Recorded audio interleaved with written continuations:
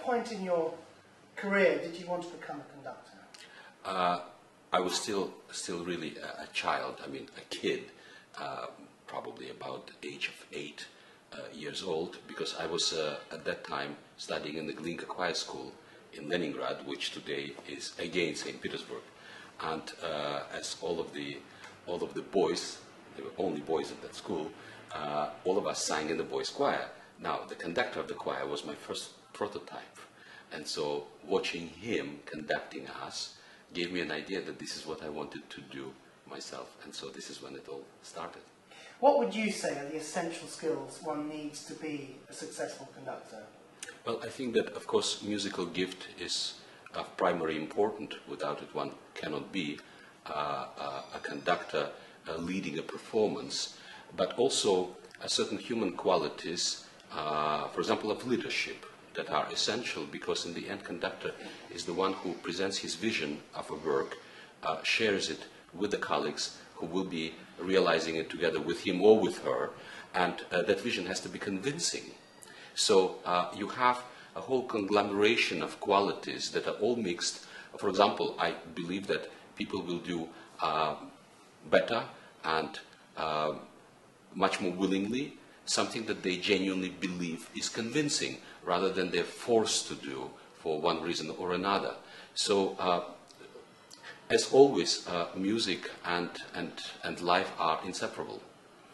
There's one other quality that you didn't mention there, and I was wondering, do you have to be fearless to be a conductor, to really not care what other people might say about you once you're on the stand? Well, I would probably not say that I don't care about what other people say or think, because that is presumption of their stupidity.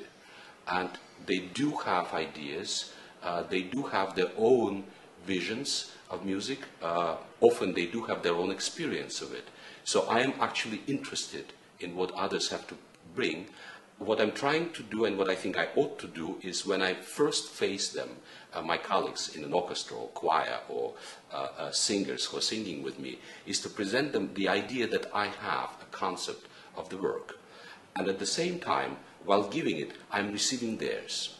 And then I'm comparing the two, how they correspond. And in a way, it is for all of us, and this is why we have to rehearse, it is for all of us to find the kind of fusion of ideas which can live harmoniously together, and so it is no longer mine, it's no longer theirs, it's ours. That's where comes the performance that will have a conviction behind it.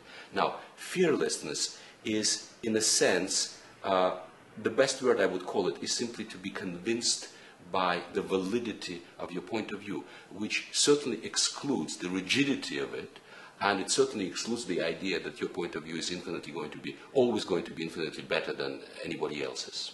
But it still requires, I would imagine, huge reserves of self-belief, even just to get on the podium in the first place. Yes, it does. I think that, for example, every athlete, every champion believes in his or her ability to deliver the performance which will enable this person to win. In some ways, we are similar to athletes, but that does not preclude. In fact, it requires lots of doubts during the process when we are working on the work of art, and we have to question every single aspect of it. And then, once we are doing it, we have to question, and we do, everything that we do with it, because without that, one can never have any progress. One can never really evolve together with the piece. Because the work of music, it is simply something that exists on paper, a dead paper, dead little symbols. And for them to come to life, there has to be that process of gestation in the interpreter.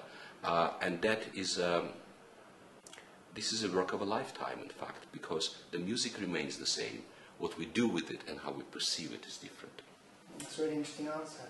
Over the years, you've developed a very good reputation, among other things, for interpreting Wagner's music. Now, can you tell me what the main challenges are, from a conductor's point of view, what the main challenges are in taking on a Wagner opera? Well, they're stupendous. Perhaps one could compare Wagner with Johann Sebastian Bach, in a sense that, and of course that is a very subjective thing what I'm saying, but it's something that I feel, that I believe. In Bach's music, there is the entire universe that is somehow recreated through musical sounds. I can't explain it any better, but I feel that everything that exists in this universe that I'm aware of, and many things that I'm not aware of, are present in the music of Bach. And then as we go through history of music, as it develops, we come to Wagner. And when I look at his output, what he had left us with, what we still have to ponder today, more than a century and a half later, leads me to believe that the scope of his creation equals that of Bach. In other words, it isn't just some aspects of universe, however important they will be. It is the entire universe, perhaps his own, but nevertheless the entire one. And that, of course, presents a tremendous challenge for the interpreters, not only for a conductor, anyone who comes in contact with it, including the public. Otherwise, why would we still be talking and arguing about Wagner today?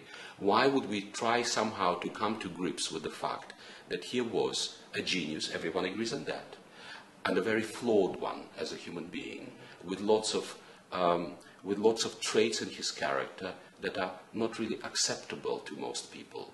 And at the same time, when one gets to know better what his life was like, when one gets to read his letters and see what he actually had to go through in his life in order to find place in it, in order to find place for his music, then one realized that the price that he himself paid was so severe, so enormous. So today, in a way, for us to perform his music, or at all times, and I don't believe this is going to change, represents no less a challenge in a way, and the price that we have to pay can't possibly be any lighter than his.